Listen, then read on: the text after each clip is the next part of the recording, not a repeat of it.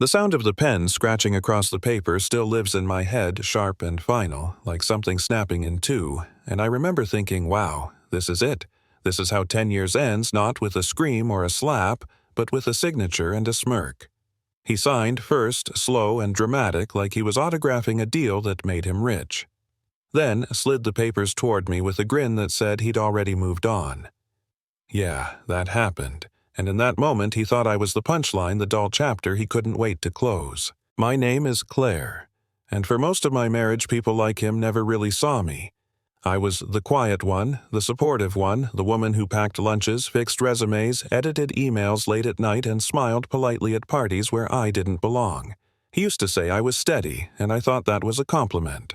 Turns out to men like him, steady just means invisible. That morning, we were sitting in a glass-walled conference room in a downtown law office, rain sliding down the windows, the city looking tired and gray, and he looked energized, relaxed, like a man about to be freed from a burden. He straightened his cufflinks, glanced at his watch, and said, "Let's not drag this out, Claire. This has been over for a while. No apology, no hesitation, just efficiency." The lawyer explained the terms one last time, how the split would work, how once the papers were filed, everything would be final. My husband laughed, actually laughed, and said, "Trust me, she doesn't have anything worth fighting over."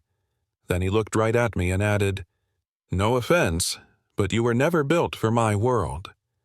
I remember thinking how strange it was that after all those years he still thought the world belonged to him. He leaned closer, lowered his voice, and said, "You'll be fine. You can go live your simple little life.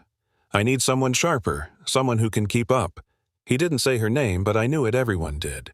Younger, flashier, the kind of woman who makes men like him feel important just by laughing at the right time.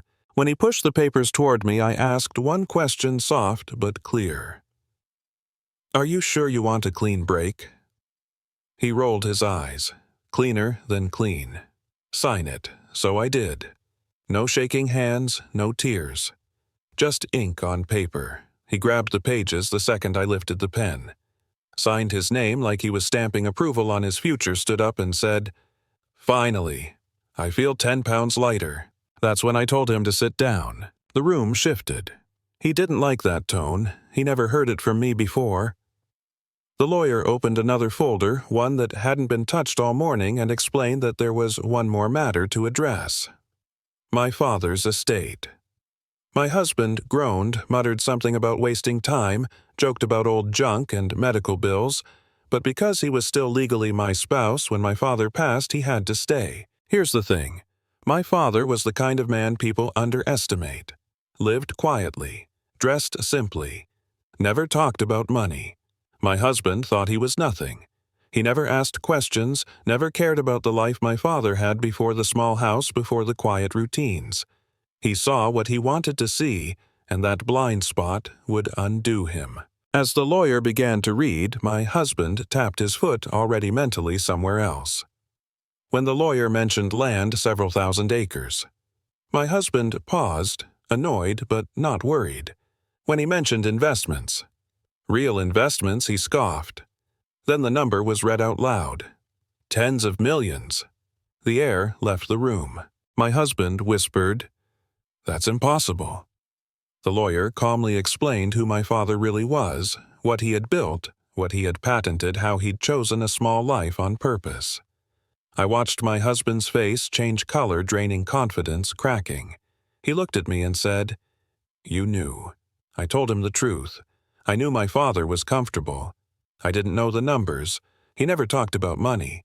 He said it changed people. Then came the clause, the one that tied everything together. If my husband had been faithful, if he had stayed, if he hadn't pushed for divorce, half the estate would have gone into a trust for our future children. But if he had filed, cheated, or forced a clean break, he would get nothing. And any signed agreement waiving his rights would be proof of intent. He stared at the papers on the table, his signature bold and undeniable. He tried to take it back, tried to shout over the lawyer, tried to claim he'd been tricked. I didn't raise my voice. I just said, "You wrote the terms. You wanted this." That's when he realized the freedom he bought cost him everything. But life has a way of stacking consequences, not delivering them one at a time. My father had made one final decision before he died. He bought debt connected to a loss my husband had been hiding at work. By inheriting it, I became a major creditor to his company, which meant I suddenly had leverage over the very empire he thought made him untouchable. A few days later, he walked into a boardroom expecting to defend himself, and instead, he found me sitting at the table. He laughed, nervous and loud, said I didn't belong there. Then the numbers came out. The risks he'd taken. The money he'd gambled. The lies he'd told. I didn't insult him. I didn't gloat. I explained the facts and called the debt. They fired him on the spot. That should have been the end, but men like him don't accept losing quietly. He ran to the authorities, accused me and my father of insider trading, tried to drag my name through the mud just to buy time. What he didn't know was that my father kept records, journals, proof, and one video where my husband bragged about manipulating numbers and hiding losses. When investigators saw it, everything flipped. He wasn't the whistleblower. He was the criminal. Months later, he was sentenced. Years in prison. No early exit. No dramatic comeback. Just consequences catching up. And me, I didn't feel joy. I felt calm, like something heavy had finally been set down. I donated the restitution money. I protected the land. I went back to teaching. Not because I had to, but because I wanted to. Because power isn't about crushing someone else, it's about choosing who you become after you're underestimated. So here's what I want to ask you. Was this justice, or was it just timing? Was he a villain or a product of a world that rewards arrogance until it doesn't? Tell me what you think. Argue with me. Share a story where someone was dismissed, overlooked, or mocked and turned out to be stronger than anyone expected. Because sometimes the quiet ones aren't weak. They're just waiting for the moment when the truth speaks louder than the smirk.